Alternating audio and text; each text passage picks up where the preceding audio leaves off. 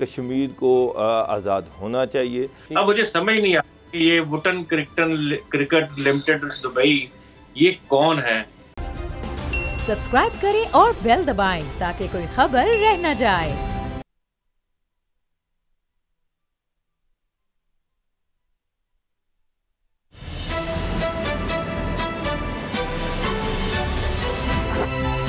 अब पता चला।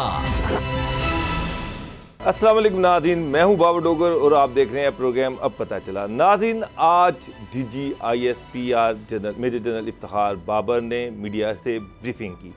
उन्होंने इसमें एक अहम इशू उस पर वजाहत की। साबिक वज़ीर-ए-आज़म नवाज शरीफ के मुतालिक डील के हवाले से उनसे जब सवाल पूछा गया तो उन्होंने इसकी सख्ती से तरदीद की। उन्होंने कहा कि ये सब क्यास अर्राइयाँ हैं। पाक फ़ौज जो ये बात करे उनसे पूछा जाए कि कौन उनसे बात कर रहा है, कौन डील की बात कर रहा है, उसका नाम सामने लाया जाए। इसके साथ साथ उन्होंने ये भी कहा कि पाक फ़ौज के हवाले से पाक फ़ौज के अदारों के हवाले से एक कैंपेन चलाई जा रही है जिसका मकसद पाक फ़ौज के हवाले से अवाम के अंदर बदगुमानी पैदा करना है। तो उन्होंने ये भी कहा कि इस तरह की चीज़ों को मीडिया में नहीं लाना चाहिए, इसका अवाम पर गलत असर होता है। नाज़रीन, इसके साथ साथ आज दुनिया भर में कश्मीर के हवाले से हक़ खुद अरादियत का दिन मनाया जा रहा है। इस सिलसिले में सदर मुल्क पाकिस्तान और prime minister of Pakistan Imran Khan जो हैं उन्होंने अपने बयानात जारी किए। सारी दुनिया में इस हवाले से बयानात भी दिए गए, इस हवाले से कॉन्फ्रेंसेस भी हुई। आज के प्रोग्राम में ये सारी चीज़ें डिस्कस की जाएंगी। इसके साथ साथ नूर मुकद्दम केस के हवाले से भी एक अहम पेशरफ्त है। उसमें आज मुलजिम की तरफ से मेडिकल बोर्ड बनाने की तजवीज़ दी गई जिस पर अदालत ने अपना फ़ैसला महफूज कर लिया। नाज़रीन, आज हमारे साथ मेरे साथी एंकर गुलाम मुर्जा साहब पेरिस से मौजूद है, जबकि उसामा गाजी हमें थोड़ी देर में ज्वाइन करेंगे। जी गुलाम मुर्जा साहब, आज सारी दुनिया में कश्मीर के हवाले से यौम हक़ खुद अरादियत मनाया जा रहा है। इस सिलसिले में आरिफ अलवी और प्राइम मिनिस्टर इमरान खान उन्होंने अपने बयानात दिए जिसमें उन्होंने कश्मीर के हवाले से बात की। जनाब, कश्मीरियों को हक़ अरादियत का अख्तियार दिया जाना चाहिए, कश्मीर को आज़ाद होना चाहिए। तो आप पेरिस में बैठे हुए हैं, वहाँ पर क्या इस सिलसिले में कोई एक्टिविटी हुई? और इसमें एक और चीज़ जो सबसे अहम है गुलाम मुर्जा साहब, ये जो एक ख़ास दिन के ऊपर प्राइम मिनिस्टर का भी स्टेटमेंट आ जाता है, प्रेसिडेंट का भी स्टेटमेंट आ जाता है, क्या इससे कश्मीरियों को हक़ खुद अरादियत मिल जाएगा खाली इन स्टेटमेंट से, या कुछ और भी करने की ज़रूरत है? बिस्मिल्लाहिर्रहमानिर्रहीम, बहुत शुक्रिया डॉक्टर साहब। यहाँ पे आज पेरिस के हवाले से आपने बात की है, तो हमारी जो सफारतखाना है हमारा, उसमें एक सादा सी तकरीब जो है मुनक़्क़द की, जिसमें ना तो सहाफ़ियों को मदऊ किया गया था, ना ही यहाँ की कम्युनिटी जो है उनको मदऊ किया गया था। लेकिन ये है कि 5 जनवरी को आज वहाँ पे यौम हक़ खुद अरादियत के हवाले से एक छोटी सी तकरीब हुई जिसमें उनके कश्मीरियों के हक़ खुद अरादियत के लिए बात की गई। अभी मैं जिस जगह पे मौजूद हूँ, यहाँ अभी डिप्टी एम्बेसडर हमारे जो है वो मौजूद थे और उनसे भी बात हुई। उन्होंने जिन ख्यालात का इजहार किया, उनके साथ पूरी सफारतखाने का अमला भी यहाँ पे मौजूद था। उन्होंने भी एक तकरीब थी ये बिजनेस फोरम के हवाले से, तो इस बिजनेस फोरम की तकरीब के साथ उन्होंने ये कहा कि आज बहुत अहम दिन है कि 5 अगस्त जो है, माफ कीजिएगा 5 जनवरी एक ऐसा दिन है जिसको हक़ खुद अरादियत के तौर पे मनाया जाता है और हम ये दुआ गो हैं कि कश्मीरियों को हक़ खुद अरादियत मिल जाए। तो ये वही घसे पिटे अल्फाज हैं जो। अच्छा गुलाम मुर्जा साहब, एक मिनट ठहर जाएं। असल मैंने देखा है कि इंडियन एक भरपूर प्लानिंग के साथ, मनसूबा बंदी के साथ एक कैंपेन लॉन्च कर रहे हैं। दुनिया की बेतहाशा जो यूनिवर्सिटीज़ हैं, यूरोप में, अमेरिका में, कनाडा में, वहाँ पर इनके असातिज़ा हैं जो वहाँ पर स्टूडेंट्स को सेंसिटाइज करते हैं, बताते हैं कि किस तरह से पाकिस्तान कश्मीर के हवाले से कश्मीर के मामलात में इंटरफेयर करता है, इंडिया के मामलात में इंटरफेयर करता है। वहाँ पर बाकायदा तौर पर फंडिंग की जाती है, लोगों को प्लांट किया जाता है मुख्तलिफ अदारों में, ताकि कश्मीर के हवाले से, पाकिस्तान के हवाले से दुनिया को बदगुमान किया जाए। और यहाँ पर होता ये है कि हम ज़ुबानी जमा खर्च तो बहुत ज़्यादा करते हैं, लेकिन जब भी कोई मखसूस दिन आता है उस दिन प्राइम मिनिस्टर एक स्टेटमेंट दे देते हैं, प्रेसिडेंट एक स्टेटमेंट दे देते हैं, लेकिन प्रैक्टिकली कुछ भी नहीं हो रहा। प्रैक्टिकली हमने कभी ये एफर्ट नहीं की कि हम दुनिया में हम इसको जो इंडिया जो प्रोपेगेंडा करता है पाकिस्तान के हवाले से, कश्मीर के हवाले से, हम इसको तोड़ ढूंढ सकें। तो क्या इसी तरह से हम स्टेटमेंट देते रहेंगे? और क्या इस तरह स्टेटमेंट से ये कश्मीर जो है किस दिन इंडिया जो है या दुनिया उनको हक़ खुददारियत दे दी जाएगी, या फिर हमें इसका कोई तोड़ ढूंढना पड़ेगा प्रैक्टिकली? बिल्कुल आपकी बात दुरुस्त है, और मैं अपने ख्यालात में भी इस बात से मुकम्मल तौर पे मैं रजामंद हूँ, एग्री करता हूँ आपके ख्यालात से कि हमारी जो कश्मीर के हवाले से पॉलिसी है उसमें या बयानात हैं, या कभी कभार रैली निकालना है, या कभी कोई जलसा करना है, या कभी साइलेंस जो है हमने 5 मिनट की कर देनी है। एक सिंबॉलिक हमने इसको ले लिया है कश्मीर को, और हर शख्स जो भी बात करता है वो घिसे पिटे वही अल्फाज, वही चंद जुमले वो बात करता है। अगर इनकी हम अपनी अशराफिया की जिंदगी में कश्मीर के हवाले से देखें तो हमें बिल्कुल नजर नहीं आता कि ये कश्मीर के हवाले से कभी इन्होंने कोई ऐसी मुस्तरद पॉलिसी तरतीब दी हो। कहीं पूरी दुनिया में ऐसे ताइफे, ऐसे डेलीगेट्स, ऐसे लोग भेजे हों, या यूनिवर्सिटीज में चेयर बनाने के लिए कोई मेहनत की हो, तालिब इल्मों को तैयार किया हो, रिसर्चर्स को तैयार किया हो, वहाँ पे डे टू डे बेसिस पे बताया जा रहा हो कि कितने लोग इंडियन हेल्ड कश्मीर में मारे जा रहे हैं, कितने के कारोबार तबाह हो गए हैं, कितनी बेटियां वहाँ उनकी इज्जतें तातार कर दी गई हैं, कैसे वहाँ के लोग गुजारा कर रहे हैं, क्या वहाँ मेडिकल लोगों को मिल रहा है, अद्वियात मिल रही हैं, क्या जो कोविड की इतनी बड़ी पेंडेमिक गुजरी है उसमें उनके साथ क्या सलूक किया गया है। यानी A to Z अगर कोई भी आप इसका एस्पेक्ट देख ले लाइफ का, तो हमें सिवाय बहुत बड़े बड़े बयानात के हमें इस तरह गुलाम मुद्दा साहब, मुझे ना कल ही एक ब्यूरोक्रेट थे, वो मुझे बता रहे थे कि वो बाहर शायद UK में किसी यूनिवर्सिटी में वो वहाँ पर पढ़ रहे थे। तो यूनिवर्सिटी का जो उनका जो प्रोफेसर था वो हिंदू था, हिंदुस्तान से था उसका ताल्लुक़, और उसने अपने स्टूडेंट्स को जो थीसिस दिया वो कश्मीर था। और कश्मीर में वो जो थीसिस था उसमें जिस तरह से वो पाकिस्तान के खिलाफ प्रोपेगेंडा कर रहा था, वो सुन के हैरान रह गए कि क्या पाकिस्तान भी इस तरह के कोई लोग हैं जो इस प्रोपेगेंडे को काउंटर कर सकें, इसको ज़ायल कर सकें। तो भारत तो एक कंक्रीट एफर्ट कर रहा है, एक प्रोपेगेंडा कर रहा है, जबकि पाकिस्तान का ये हाल है कि हमारे जो कश्मीर कमेटी के चेयरमैन है शहरयार अफरीदी साहब, जब वो बाहर जाते हैं और कश्मीर के वाले से उनसे बात की जाती है तो वो कहते हैं, वो सहाफ़ी को से लड़ पड़ते हैं, गालियाँ देते हैं कि जनाब मैं तो यहाँ पर ज़ाती विजिट में आया हूँ, मैं तो यहाँ पर इलाज करवाने आया हूँ, कश्मीर के हवाले से, कश्मीर से इसका कोई ताल्लुक़ नहीं है। मेरा मतलब है जो कश्मीर कमेटी का चेयरमैन है वो एम्बेसडर है इस हवाले से, वो चाहे ज़ाती दौरे पे जाए, चाहे जिस दौरे पे भी जाए। वो जो जिस सेमिनार पे वो खिताब कर रहे थे वो ज़ाती सेमिनार इतनी नहीं है। जब वो ज़ाती दौरे पे जाएंगे मैं देखूंगा कौन उनको ज़ाती हैसियत से सेमिनार में बुलाता है।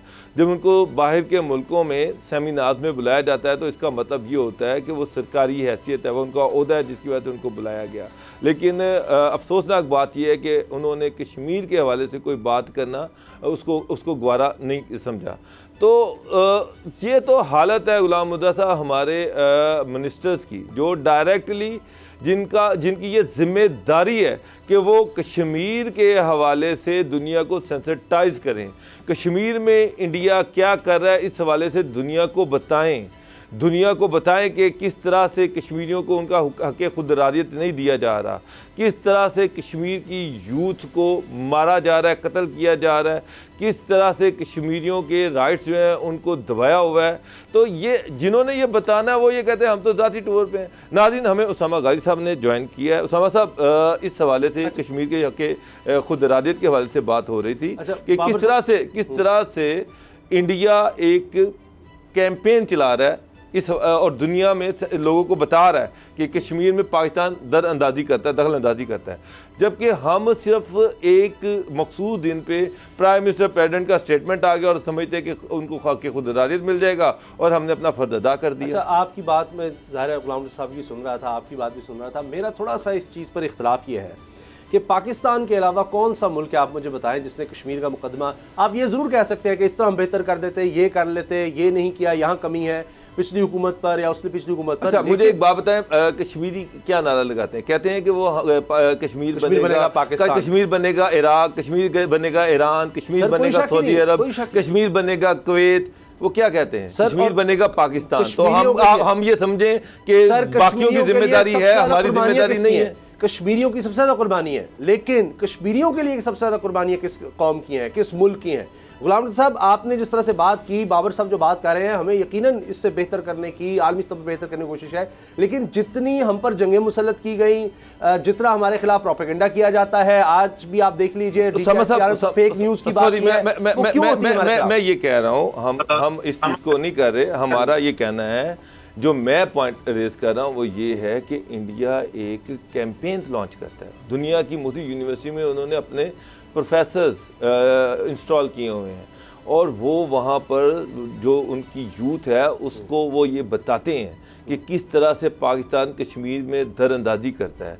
वो कश्मीर के मुझे एक बंदे ने बताया, वहाँ पर एक बंदा पढ़ रहा है, उसने मुझे बताया कि किस तरह से वहाँ के प्रोफेसर जो हैं, हिंदू प्रोफेसर जो हैं, वो वहाँ की यूथ को ये बता रहे हैं, उनके ज़हन में ये डाल रहे हैं कि कश्मीर इंडिया का हिस्सा है और पाकिस्तान वहाँ पर दरअंदाजी कर रहा है। हम उसको काउंटर करने के लिए क्या कर रहे हैं? क्या इन स्टेटमेंट से कश्मीर इशू काउंटर हो जाएगा? मेरा सवाल है, मैं कोई कमेंट नहीं कर रहा, ये सवाल मैं आपसे। वैलिड बात है, लेकिन आप देखिए कि इस तरह तो दुनिया की जितनी बड़ी ऑर्गेनाइजेशंस है, किसी भी तरह की, आप गूगल से लेकर दीगर जितनी भी देख लेंगे, वहां पर फिर इंडियंस आपको ज्यादा मिलेंगे पाकिस्तान से। एक तो आबादी भी है, दूसरा ये है कि उन्होंने उनकी तालीम पर, जो जदीद तालीम है, उस पर ज्यादा खर्च किया है।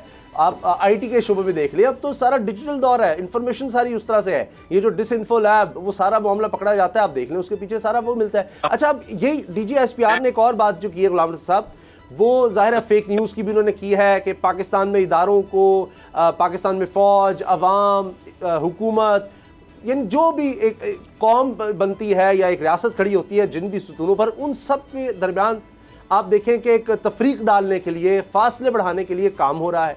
साथ उन्होंने डील की भी बात की है। जब सवाल हुआ कि बड़े अरसे से बात हो रही थी कि मियां नवाज शरीफ से डील हो रही है, एस्टैब्लिशमेंट की बात की जाती है, जी वो डील कर रहे हैं, उन्होंने इसको बिल्कुल यकसर रद्द कर दिया। अब मैं देख रहा था, लोग कह रहे थे कि जी इतनी देर बाद क्यों किया है, पहले क्यों नहीं किया, पहले इतने अरसे से तो ये बात हो रही थी। क्योंकि अगर फ़ौज खामोश रहे तो लगता है हाँ, इसका मतलब है कि ये कोई ना कोई बात चल रही है, इसलिए नहीं कर रहे।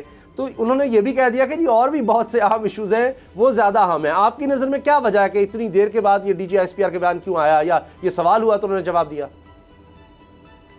देखिए, जो कश्मीर के हवाले से आप बात कर रहे थे, एक दो जुमले में उसमें ऐड अप करना चाहूँगा कि इंडिया जो कि हमारा बदतरीन मुखालिफ है, उसने पूरी दुनिया में लॉबियस्ट फर्म जो है वो हायर कर रखी हैं और पूरी दुनिया में वो हिंदुत्व का प्रचार कर रहा है और उसके साथ साथ वो कश्मीर के हवाले से पाकिस्तान पर दरअंदाजी के इल्ज़ाम आयद करता है और पाकिस्तान को इल्ज़ामबाजी करके पाकिस्तान को उसका इमेज तशख़्ख़ुस खराब करने की भरपूर कोशिश कर रहा है। हम अगर कुछ और नहीं कर सकते, कम से कम जहां जहां दुनिया भर में हमारे डायस्पोरा मौजूद है, हमारी कम्युनिटीज हैं, हमारी एम्बेसीज, उनको सिंक्रोनाइज कर सकती हैं और उन्हीं के जरिए से हम ये काम लॉबियस्ट का ले सकते हैं। लेकिन ये भी जो है वो नहीं लिया जा रहा। अभी बढ़ते हैं दूसरी जानब, जो आपने मियां नवाज शरीफ साहब के हवाले से बात की है। सवाल किया गया था, इससे पहले तो आपको पता है कि ISPR की जानिब से कोई ऐसी बात नहीं की गई। कितनी अरसे से ये बातें हो रही हैं और कौन कौन से तज्जियाकार हैं जो नहीं कर रहे हैं। इवन के आप ये भी देख लें कि आपके वज़ीर-ए-आज़म साहब का, मैं तो किसी और तरफ नहीं जाऊंगा, वज़ीर-ए-आज़म इमरान खान साहब का अपना खुद बयान है कि उन मियां नवाज शरीफ को लाने के लिए यहाँ बात हो रही है, उनका अदालती जो सिलसिला है, सजाएं हैं, उनको कत्ल करने के लिए बात हो रही है और ये काबिल बर्दाश्त नहीं होगा। तो वो किसको कह रहे थे? मैं आपसे भी सवाल करता हूँ कि इमरान खान साहब ने किसको कहा था कि ये अगर वो उनको रास्ता दिया गया तो ये मुल्क के लिए बेहतर नहीं होगा, पाकिस्तान की सियासत के लिए बेहतर नहीं होगा? वो हमें कह रहे थे, आपको कह रहे थे या अवाम को कह रहे थे? वो किसी न किसी को कह रहे थे, ये उसका जवाब है। उसमें तो सर साफी भी आ जाते हैं जो कहते हैं कि मियां नवाज शरीफ साहब को इजाजत दी जाए हमें इंटरव्यू करने की। उसमें तो वकला भी आ जाते हैं जो कहते हैं जी उन पर नाहली तायात नहीं होनी चाहिए। उनमें उनकी पार्टी भी आ जाती है जो कहती है जी वापस आना चाहिए। उसमें अपोजिशन जमातें, उसमें PDM, ये सब शामिल हैं, वो भी आ जाते हैं। वो तो सब उसमें आते हैं। मैं आपकी तरफ दोबारा आता हूँ। बाबर साहब, ये बताएं कि ये क्या नून लीग की तरफ से कोशिश नहीं थी कि जी कोई डील वगैरह हो जाए, क्योंकि याद सादिक साहब तो ये कह रहे थे कि जी देखिए मेरे चेहरे की बशाश होना देखिए, बस धमाका होने वाला है, देखिए आप होता क्या है, बस मियाँ साहब आने लगे हैं, सब मामला ठीक हो रहे हैं। तो ये उनकी तरफ से ज़्यादा तासुर दिया जा रहा था, फिर मीडिया में इस चीज़ को उठाया गया, या माजी है हमारा? उसामा साहब, इसमें एक चीज़ तो बड़ी क्लियर है कि ये जो डील की बातें की जा रही थी, ये जो डील का इशू खड़ा किया जा रहा था, इसका वाहिद मकसद ये था कि नून लीग के अंदर जो फेयर फैक्टर है, जो लोगों में मायूसी बढ़ रही है, इसको ख़त्म किया जाए। इनको डर ये है कि जो इलेक्शन करीब आते जा रहे हैं, नून लीग के लोग जो हैं, जब तक कोई डील की बात नहीं की जाती, ऐसे लग रहा है कि जैसे नून लीग इक़्तिदार में नहीं आ सकती, तो उसको रोकने के लिए इस तरह की बातें की गई। दूसरी तरफ नून लीग मेरी ये भी इतलात है कि कुछ ऐसी वेबसाइट्स लाई जा रही हैं जिसका मकसद ये है कि नून लीग के बयानियों को मजबूत किया जाए, नून लीग का जो प्रोपेगेंडा सेल है उसको बेहतर किया जाए।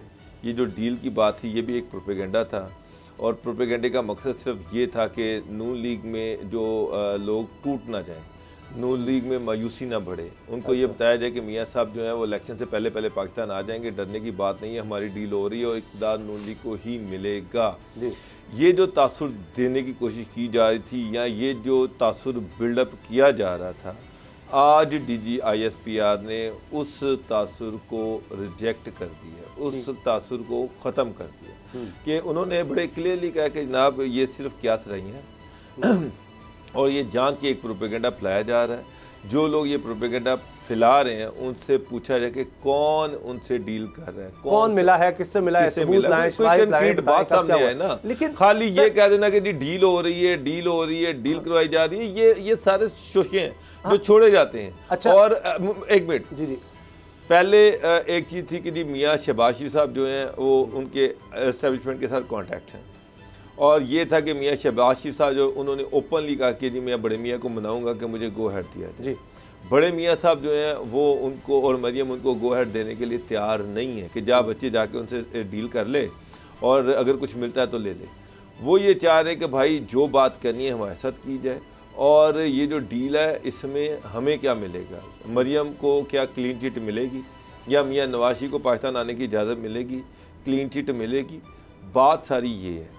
अब मेरी जो इतलात है वो ये है कि मरियम पे भी क्रॉस और नवाज शरीफ पे भी क्रॉस है। अच्छा, बहुत मुश्किल है। वो ये है कि ठीक है कोर्ट से ये हो जाए तो हो जाए, इस तरह की कोई क्लीन चिट नहीं दी जाए। अच्छा, अब गुलाम साहब असल में माजी भी है, चलो पुरानी बात नहीं करते हम, हुकूमतों की पीछे जो हुआ, नवाज शरीफ की वापसी, ज़ुबैर उमर साहब मिलते रहे हैं और फिर ये बात भी होती रही जी नहीं मुलाकातें हुई, वो सब कुछ। फिर DGISPR नहीं कहा था, बाबर इफ्तिखार साहब ने ये बात कही थी कि जी मुलाकात भी हुई है और मरियम और नवाज शरीफ के हवाले से ही बात हुई है।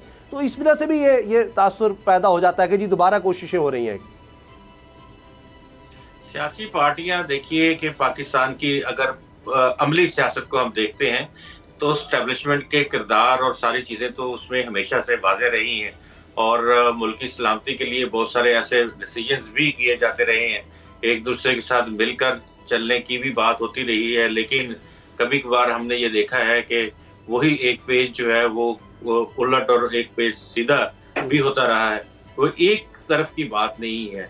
अगर आप इमरान खान साहब की बात देख लें तो उनकी हालात में आप अभी तो आप शायद स्याही खुश्क नहीं हुई है DGISI के नोटिफिकेशन की, तो उसका हालत क्या किया था इस नोटिफिकेशन का उस हुकूमत ने, और इससे पहले की भी जो तमाम की तमाम सियासी पार्टियां जब भी वो इक़्तिदार में होती हैं कोई ना कोई ऐसा काम, ऐसी कोई चीज़ उनसे हो जाती है या कर देती है जिससे ये तासुर उभरता है कि हम हमारे हाथ पैर बंधे हुए हैं और एस्टेब्लिशमेंट जो है वो हमें जिस तरह कहती है हम मजबूर हैं उस तरह से चलते हैं।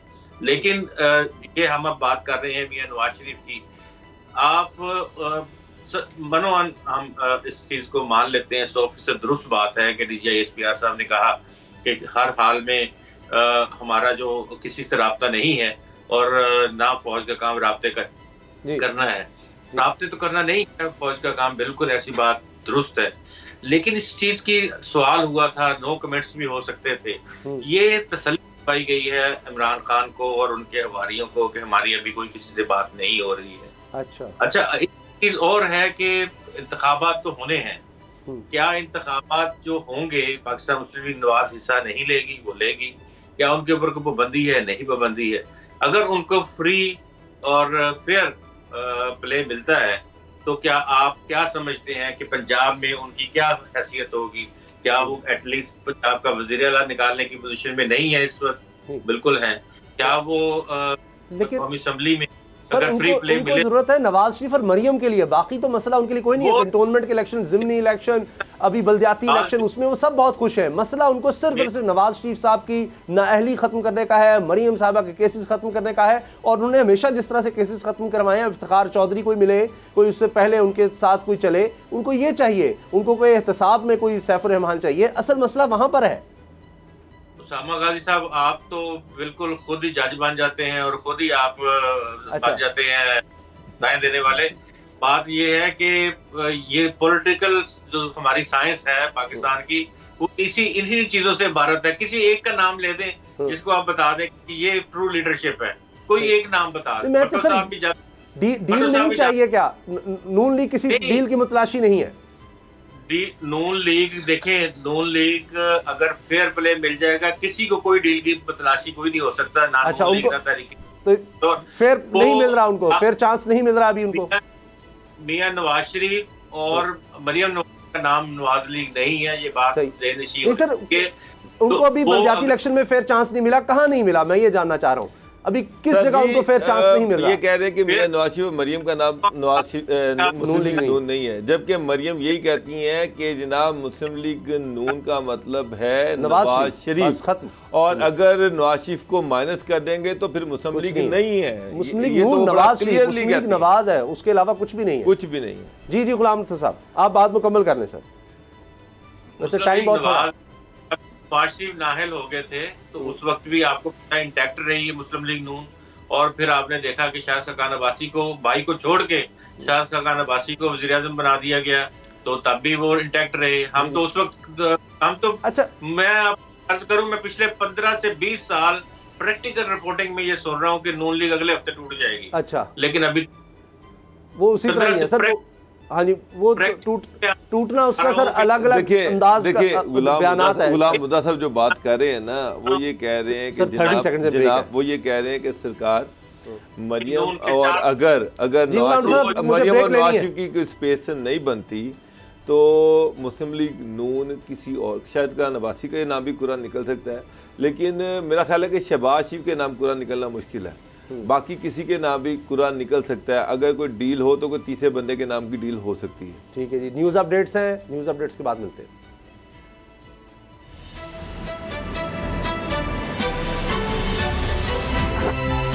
अब पता चला।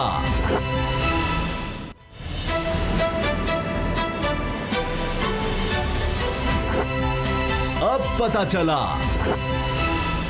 सियासत में अजीब माहौल बना हुआ है। स्क्रूटनी कमेटी की रिपोर्ट सामने आई है, फॉरेन फंडिंग का मामला सामने आया है, उसके बाद तहरीक इंसाफ पर सब ने, अपोजिशन ने अपनी तो पर रुख कर लिया है कि देखिए जी ये साबित हो गया कि फॉरेन फंडिंग थी। तहरीक इंसाफ कह रही है कि साबित हुआ फॉरेन फंडिंग नहीं थी। हाँ, मामला अब आ गया जी 31 करोड़ रुपया वो नहीं जाहिर किया गया। अब उसके भी जवाब तहरीक इंसाफ के पास हैं और वो कह रहे हैं जब अब इलेक्शन कमीशन में इसकी अब प्रॉपर हेयरिंग होगी, वो एक प्रोसेस है, उसमें ये भी साबित कर देंगे जी 31 करोड़ रुपया क्यों जाहिर नहीं हुआ, जबकि स्टेट बैंक में तो जाहिर हो रहा है, लेकिन इलेक्शन कमीशन के पास ये 31 करोड़ रुपया जाहिर नहीं किया गया, गलत बयानी की गई, कुछ अकाउंट्स छुपाए गए। अब मामला यहाँ तक आ गया है।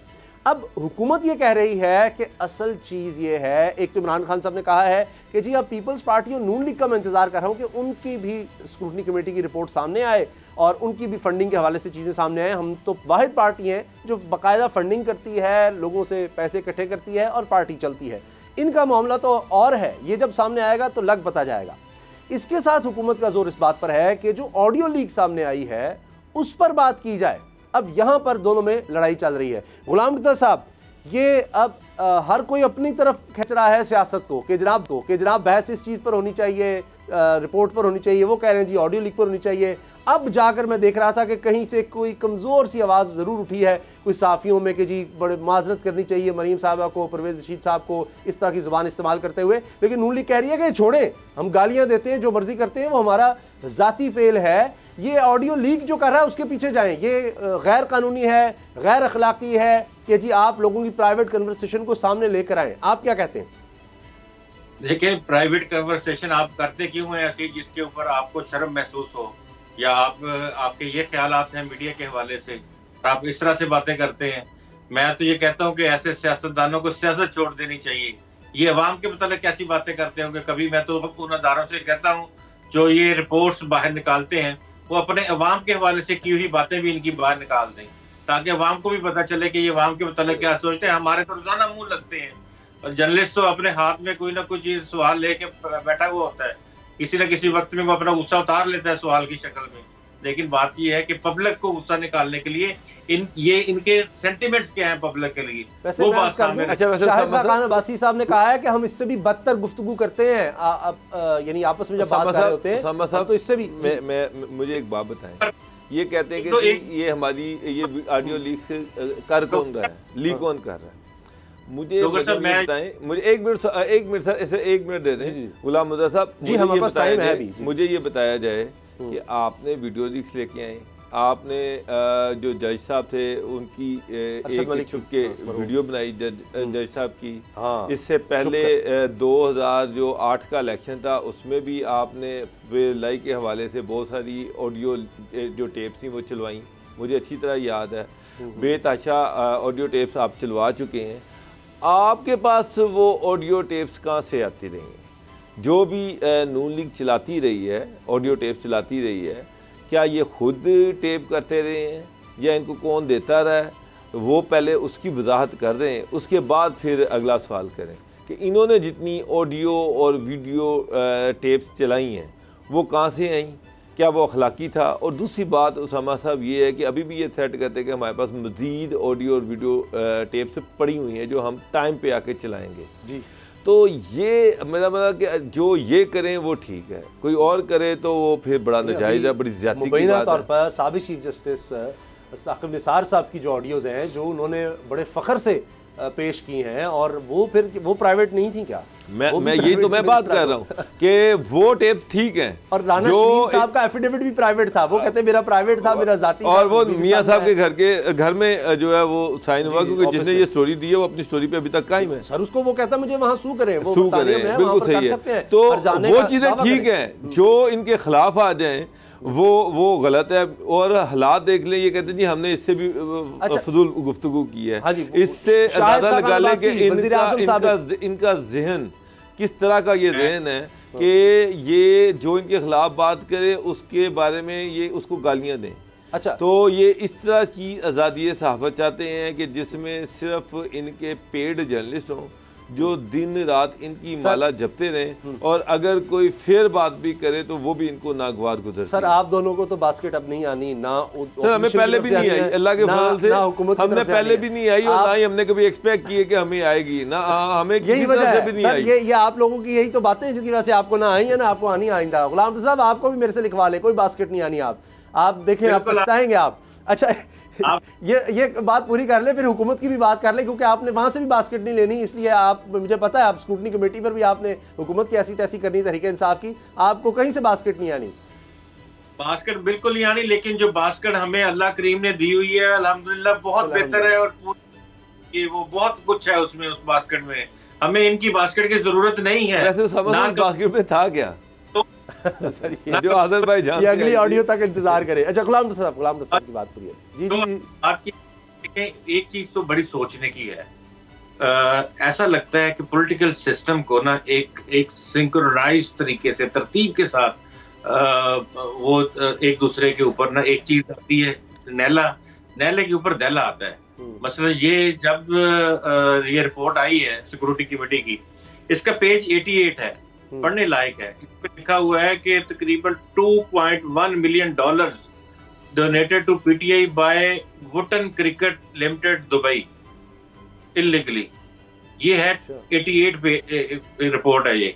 अब मुझे समझ नहीं आ कि ये वुटन क्रिकेट लिमिटेड दुबई ये कौन है, किसने $2.1 मिलियन की illegal transaction PTI prohibited funding उसमें की है, तो बिल्कुल समझ से बाहर है। अब वो इस तरह के सवालात का जवाब देने के लिए वो मरियम की ऑडियो आ गई, वही मरियम की ऑडियो आ गई, वो उसका काम जाने, हम उसको पूछ रहे हैं, उसको सवाल कर रहे हैं, जो आपके ऊपर उंगलियां उठ रही हैं, आप उन सवालों के जवाब दें। दोनों एक दूसरे के पीछे छुप रहे हैं। मरियम कह रही है कि हमें इसकी चीज की जरूरत नहीं है, ये पूछे कि इलेक्शन कमीशन ऑफ पाकिस्तान में स्क्रूटनी कमेटी की क्या रिपोर्ट है। ऐसे लगता है कि सियासतदानों को, सियासी जमातों को एक एक करके इस तरह से आपस में शिकार करके किसी ऐसे पिंजरे में बंद करने के लिए ले जाया जा रहा है जहां पे इनको फिर दोबारा रास्ता नजर नहीं आएगा। अच्छा। ये तमाम सियासत हैं, ये बड़े खुश होते हैं, एक दूसरे की टेब लाते हैं, उसके ऊपर बहस करते हैं, बातें करते हैं। लग कि इनको इसी तरह से किसी न किसी को कोई चीज दिखा के आस्ते आस्ते घसीटा जा रहा है और आगे एक ऐसा किस्म का केज है, उसमें जाएंगे तो फिर कफस के साथ सर ही मारना पड़ेगा और रंगीन कर देंगे सर मार मार के ये। अच्छा, तो ये अच्छा, मुझे इससे बात याद आ रही, गुलाम रज़ा साहब ने बड़ी ज़बरदस्त बात की, क्योंकि अभी नून लीग पीपल्स पार्टी के भी आने हैं सारी रिपोर्ट। अब मौलाना फजलुर रहमान साहब का बयान सामने आ गया है कि जी वो कह रहे हैं कि मशरिक से मगरिब तक इनको जो फंडिंग करते रहे वो कौन लोग थे और उन्होंने फिर इनसे क्या मकासद हासिल किए हैं, ये देखा जाए। अयाज मीर साहब सीनियर जर्नलिस्ट भी हैं, कॉलम निगार भी हैं, वो कहते हैं कि मैं खुद मेंबर था जब पार्लियामेंट का, तो उस वक्त ये हुआ कि एक कोई आला अफसर थे, गालिबन साबिक ISI के DG होंगे, तो उन्होंने कोई ब्रीफिंग वगैरह दे रहे थे, तो मौलाना साहब बड़ा उन पर एग्रेसिव हो रहे थे, ये वो इस तरह कुछ। तो उन्होंने एक इशारतन बात की कि मौलाना साहब इस तरह ना करें, हमें भी पता है कि गालिबन इराक़ का नाम लिया गया। अयाज मीर साहब को मैंने खुद देखा, उन्होंने कहा कि जी इराक़ से फंडिंग कौन लेता रहा, किस तरह आती रही, हमें सारा पता है। कहते हैं उसके बाद मौलाना साहब ने ऐसी खामोशी इख्तियार की, इतने बादब हो गए कि मैं हैरान हो गया। तो ये इसका मतलब है कि पार्टीज़ को पता नहीं क्या किस तरह से होता रहता है। अच्छा, और लेकिन बाबर साहब आपने ये सोच कर जवाब देना है, बास्केट का आपने ख्याल रखना है। मैं आपको बता देता हूँ, अगर आप जो असाफ़ी सही नहीं बोलता, यानी सही से मुराद है कि वो जिसको कहते हैं ना स्पोक्स पर्सन के उस ऑडियो में हमारा कोई स्पोक्स पर्सन ही है, तो फिर आप देखें अगर स्पोक्स पर्सन बन जाएंगे तो आपके लिए चेयरमैन पैमरा की सीट हो सकती है, आपके लिए PCB के चेयरमैन की हो सकती है, आपके लिए PTV के MD की हो सकती है। ये चंद है, मुशीर बनना दौरे तो छोटी बात है, तो ये आप ये भी जहन में रखिएगा। लेकिन ये तहरीक इंसाफ का वैसे सवाल अब तहरीक इंसाफ पर आ गया तो मुझे वैसे बात याद आ गई। तो ये इमरान खान साहब जो हैं वो कह रहे हैं हम तो बिल्कुल खुली किताब हैं, कोई मसला ही नहीं हमें। अब नून लीग और पीपल्स पार्टी की बारी है। उसामा साहब, हमारा तो ये हाल है कि लाहौर प्रेस क्लब का इलेक्शन लड़ रहा हूँ तो सारी पॉलिटिकल पार्टी मेरे मुखालिफ खड़ी हुई हैं तो हमें बास्केट क्या किसी ने देनी, हमें तो वो वोट देने को तैयार नहीं है। देखा ये तो फिर सर होगा, ये तो होगा। अच्छा, असल चीज़ जो है उसामा साहब, सबका ऑडिट होना चाहिए। PMLN का मैंने देखा है कि जब ये फंड रेजिंग कैंपेन चलाते हैं तो उस वक्त जब इलेक्शंस आते हैं तो तमाम MPs MNA से कहा जाता है कि पे ऑर्डर जमा कराएं। उसके बाद तमाम MPs की ड्यूटी, MNAs की ड्यूटी लगाई जाती है कि कम से कम हर हल्के से डिसाइडेड होता है कि किसको टिकट देना है, लेकिन उसे कहा जाता है कि कम से कम 20 बंदों के पे ऑर्डर जमा होने चाहिए। मतलब कि MPA की फ़ीस अगर 3 लाख है तो 20 बंदे जो है 60 लाख रुपया उसकी तरफ से एक हल्के से आना चाहिए। और MNA की भी ड्यूटी लगती है कि तुम्हारे भी कवरिंग कैंडिडेट्स या लोगों को बताओ कि जनाब जमा करवाएं ताकि उनका भी चांस बन सकता है। करोड़ों रुपया इस तरह से इकट्ठा होता है। फिर मैंने भी ये भी देखा, मुझे बहुत सारे PMLN के लीडर्स ने बताया, मतलब कि एक दफ़ा फंड रेजिंग की कैंपेन तमाम लोगों को बुलाया गया कि जनाब पैसे दें। एहसन इकबाल साहब ने कहा जी मैं तो 5 लाख दे सकता हूँ, किसी ने कहा 2 लाख। तो उसमें बहुत सारे ऐसे लोग भी थे जिन्होंने 5-5 करोड़ रुपया फ़ंड में दिया और बाद में नवाज शरीफ साहब खुद अगर वो बीमार हुए तो अस्पताल में जाके उनका माथा चूमते रहे और उनको उनके पूरे ख़ानदान को टिकट भी दिए ज़मानत की रकमें भी करोड़ों रुपया जमा जी, उनके पूरे ख़ानदान को टिकट भी दी गई। बहुत बड़े प्रॉपर्टी डीलर्स जो हैं, प्रॉपर्टी टाइकून जो हैं, उन्होंने करोड़ों रुपया फंड दिए। तो जब आप इन सारी चीज़ों को चेक करेंगे तो यहाँ भी बड़े होशरुबा किस्म के इंकशाफात सामने आएंगे कि किस तरह से इल्लीगल फंड रेजिंग लोकली की जाती है। ठीक है, ब्रेक का वक्त हो रहा है चूँकि, लेकिन गुलाम नबी साहब ने बात की है। मैं देख रहा हूँ कि बिलावल भुट्टो जरदारी साहब का भी बयान सामने आ रहा है और वो कह रहे हैं कि स्क्रूटनी की रिपोर्ट के बाद इमरान खान का करप्शन से आलूदा भयानक चेहरा सामने आ गया है। इसी तरह की बात मनीम साहब ने की है। लेकिन गुलाम नबी साहब ने बड़ी खूबसूरत बात की है, बड़ा अच्छा जुमला बोला है कि ये ना हो कि इनको समझ ही ना आए कि ये सब एक ही तरफ दीवार से लगा दिए जाए, इसी चक्कर में स्क्रूटनी कमेटी की रिपोर्ट आती रहे और ये सारी पार्टियों का ही पता लगे जनाब कि इन्होंने इतना कुछ साफ शफाफ इनका निज़ाम नहीं है कि जितना दावा किया जाता है या जितना कानूनी तौर पर इतनी बारीकियां अगर देखी गई तो बड़ा मसला हो जाएगा तमाम पार्टीज़ के लिए। ब्रेक लेते हैं और ब्रेक के बाद बात करेंगे कि इस वक्त सियासत में चल क्या रहा है, कौन किससे मिल रहा है, ये जोड़ तोड़ की सियासत क्या हो रही है, क्या होने वाला है अगले कुछ दिनों में।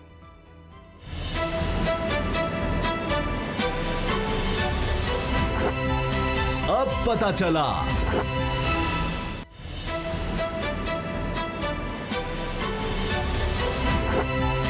अब पता चला। बड़ी दिलचस्प सूरत हाल नज़र आ रही है। मुख्तलिफ मुलाकातें हो रही हैं। बुध को एहसन इकबाल साहब और की मुलाकात होती है MQM पाकिस्तान के मरकज़ी ऑफिस बहादुराबाद में राब्ता कमेटी से। इसी तरह मौलाना फजलुर रहमान साहब जी मिलते हैं मुस्तफ़ा कमाल साहब से। इससे पहले भी हम देख रहे हैं इसमें मुलाकातें हो रही हैं। अभी हाल ही में जहांगीर तरीन साहब मिले हैं फ़ारूक सत्तार साहब से, और इसी तरह पीर पगारा साहब से भी मुलाकात हुई है। पीर पगारा की अगर बात करें तो मुस्लिम लीग फंक्शनल सिंध में एक अहम जमात है, और उनकी तरफ से बयान में पढ़ रहा था, आज अखबारात में छपा भी है कि जी अगले 2-3 माह बड़े अहम हैं कौमी हुकूमत के हवाले से। कौमी हुकूमत बन सकती है, यानी ये हुकूमत के इत्तेहादी अगर आप इस तरह की बात करेंगे तो ये एक बड़ी मानी खेज़ बात है। अब ग़ुलाम रज़ा साहब, ये सब जो मुलाकातें हो रही हैं, मौलाना फजलुर रहमान साहब मिल रहे हैं, कहीं आपको एहसन इकबाल साहब मिलते नज़र आ रहे हैं, ये हो क्या रहा है? किस तरह की सफ़बंदी हो रही है? खैर मौलाना साहब का एक बयान भी है, उस पर भी मैंने बात करनी है बल्दियाती इलेक्शन के हवाले से, लेकिन पहले ये सारी जो मुलाकातें, इसमें जहांगीर तरीन साहब भी शामिल हैं, ये क्या मकसद है इन मुलाकातों का? पॉलिटिकली जो सूरत हाल इस वक्त डेवलप हो रही है वो आप के बाद बिल्कुल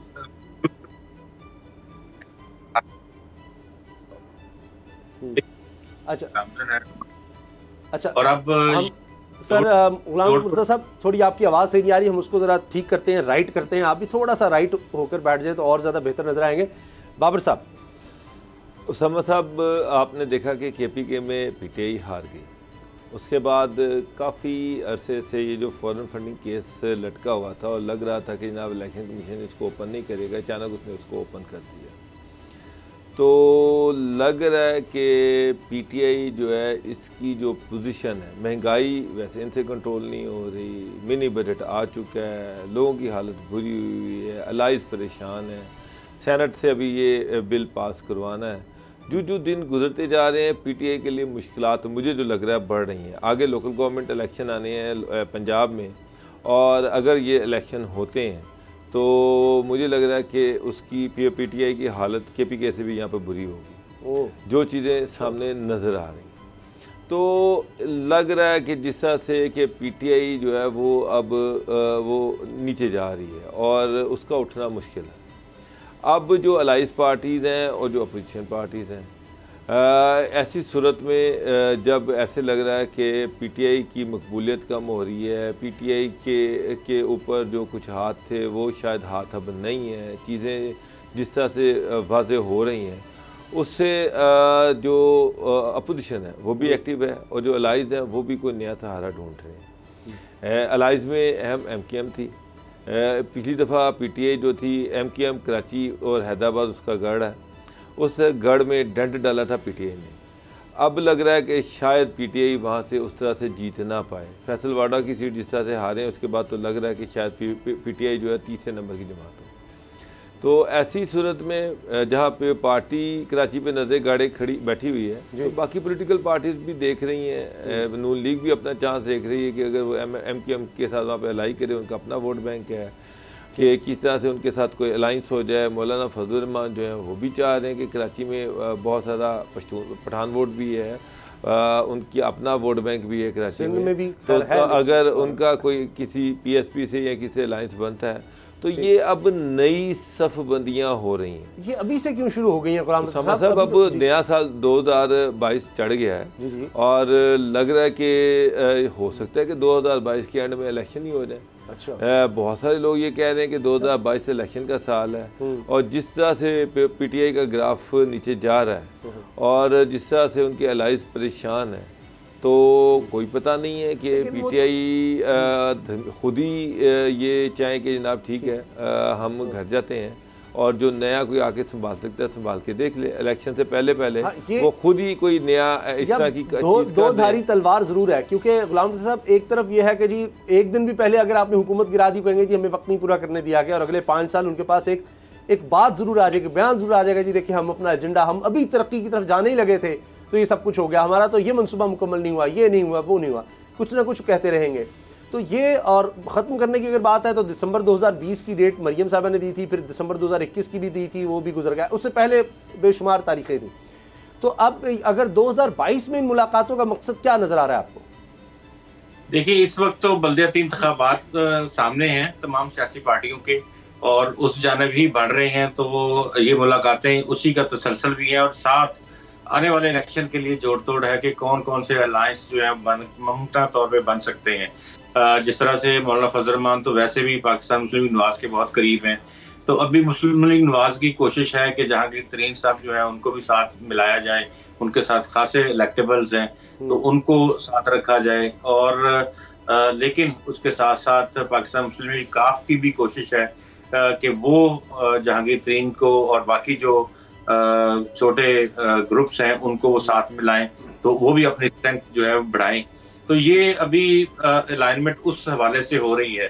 दूसरी बात जो आपने की है कि एक दिन पहले भी हुकूमत ख़त्म हो जाए, तो सूरत हाल ऐसी है वाकई कि पाकिस्तान तहरीक इंसाफ जो है वो अगर उनकी 2 दिन पहले भी हुकूमत खुदा न खास्ता किसी हवाले से अगर जल्द घर भेज दी जाए या चली जाए, तो वो एक ऐसा वोट, एक ऐसी आवाज़ निकल के बाहर आएंगे और कहेंगे कि जी हमें काम ही नहीं करने दी। अभी भी वो यही बात करनी शुरू हो गए हैं कि हमें तो काम ही नहीं करने दिए गया, काम तो कुछ और लोग कर रहे थे, वही कर रहे थे, हम तो मजबूर थे, वजीर हम नहीं रख सकते थे, मशीर हम नहीं तैनात कर सकते थे, हम अपना खुल के जो है वो खेल, ये बातें शुरू हो गई हैं उनकी। अच्छा, यानी अभी अंदरूनी तौर पर अगर साफियों से ऑफ द रिकॉर्ड बात होती है, शुरू हो गया काम?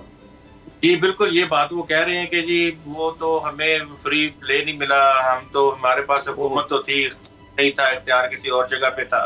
तो ये बातें पाकिस्तान के तरीके इंसाफ के अंदर से शुरू हो चुकी हैं। तो इस अंदाज में जिस तरह अभी ये मुलाकातें तमाम की तमाम एक दूसरे के साथ पॉलिटिशियंस कर रहे हैं, ना तो पीपल्स पार्टी हुकूमत लेना चाहती है ना ले सकती, क्योंकि उनकी तो खैर अक्सरियत भी नहीं है मरकज में। दूसरी तरफ पाकिस्तान में नवाज है, वो किसी भी कीमत पे इनको गिराने के लिए तैयार नहीं है, और कि वो नहीं चाहते कि इनका मलबा जो है अपने साथ ले लिया जाए। तो अगर नेशनल कंसेंसस होता है किसी भी चीज के ऊपर और ये बात की जाती है, जिस तरह से अगर डे टू डे बेसिस के ऊपर पाकिस्तान मुस्लिम लीग नवाज की अभी फॉरेन फंडिंग आ जाए, उसकी रिपोर्ट आ जाए, फिर वाज़ेह केस है पाकिस्तान पीपल्स पार्टी का, वो भी आ जाए, तो शायद आप ही चले जाएं सुप्रीम कोर्ट ऑफ पाकिस्तान में कि जी आप पॉलिटिकल पार्टियां डिलीवर नहीं कर सकती, तो कोई ऐसा सिलसिला 1 साल 2 साल की तरतीब दे दिया जाए जिसमें पाकिस्तान को आगे ले जाने के लिए कोई एक फ्रेमवर्क 10 इयर्स प्लान बना दिया जाए आने वाले 10 सालों के लिए, और फिर जो भी हुकूमत हो इंतखाबात करवाए जाए वो उस प्लान को फॉलो करे, जो कि एक प्रॉस्पेरिटी का प्लान हो, जो मुल्क को इस्तेहकाम की जानब ले जाए, मुआशी इस्तेहकाम की जानब लेके जाए। तो इस तरह की जो चीजें हैं ना, ये ऑन ग्राउंड तो नजर आने वाली नहीं है, लेकिन बैकडोर इसमें काफी सारे काम हो रहे हैं, बातचीत भी हो रही है। तो इस तरह, क्योंकि ये अभी हालत नहीं है मुआशी तौर पे पाकिस्तान की कि इसको कोई भी सियासी पार्टी अदम इस्तेहकाम से दो चार करे या कोई ऐसे बयान दे जिससे बाहर पाकिस्तान की जो साख है उसको कोई नुकसान पहुंचे। दुश्मन तो आंखें निकाल के पाकिस्तान की जानिब और दोनों हाथों में आतिशी हथले लेके खड़ा हुआ है, और एक तो के पास ये है कि जो प्रोपेगेंडा की वार है वो उन जो दुश्मन है पाकिस्तान के हाथ में है। दूसरी तरफ वो इंटरनेशनल पॉलिटिक्स में पाकिस्तान को इस तरह से इन्वॉल्व करना चाहते हैं कि पाकिस्तान अपनी जो इस्तेहकाम है उसकी जानब तवज्जो ना दे सके। तो ये बहुत सारे चैलेंजेस हैं। अब देखें ना, अब बॉर्डर पर अगर चाहे वो भारत के साथ जितना बॉर्डर है वो तो है ही है, अब अफगानिस्तान के साथ भी सूरत हाल देखें, ईरान के साथ भी अगर आप देखें तो कितनी अजीब सूरत हाल है। मुझे क्लोजिंग करनी है बाबर साहब, ये सिर्फ बात आई है GDA की तरफ, पीर पगारा साहब की तरफ से कि जी ये 2-3 महीने में कौमी हुकूमत की भी उसकी है बड़े अहम है। आपको लगता है कुछ ऐसा पॉसिबिलिटी है या ये सिर्फ साहब ये मिनी बजट जो है ये अल्टीमेटली अब सेनेट में जाना है, सेनेट से उसको पास कराना एक बहुत बड़ा चैलेंज है। अच्छा। और अगर वहाँ से ये पास नहीं करवा पाते हैं तो फिर आप देखिए क्या हालात होंगे, गंभीर हो सकते हैं। तो लग रहा है कि हो सकता है जिस तरह से चीज़ें डेवलप हो रही हैं कि अल्टीमेटली ये गवर्नमेंट अपने वेट से खुद ही गिर जाए। पाकिस्तान में जनाब कभी भी कुछ भी सूरत हाल बन सकती है। देखिएगा, शुक्रिया, इजाज़त दीजिए, अल्लाह हाफ़िज़।